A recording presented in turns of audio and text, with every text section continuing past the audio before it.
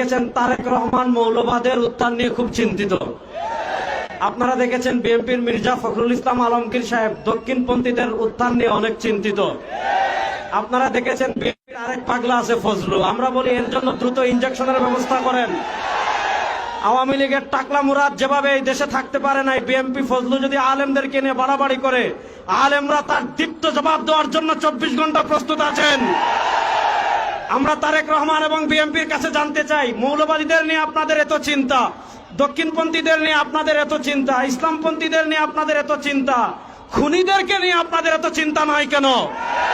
গত 1 বছরে আপনাদের কর্মীরা একজন আরেকজন 100 জনের বেশি কর্মীকে তারা খুন করে ফেলেছে। আমরা জানতে চাই, চাঁদাবাজদের নিয়ে আপনাদের এত চিন্তা নয় কেন?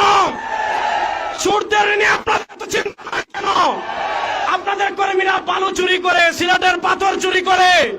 সুতরাং আপনারা মৌলবাদদের নিয়ে চিন্তা করতে হবে না, ইসলামী রাজনীতি নিয়ে চিন্তা করতে হবে না, চোর টাকা সন্ত্রাসদের নিয়ে চিন্তা করেন।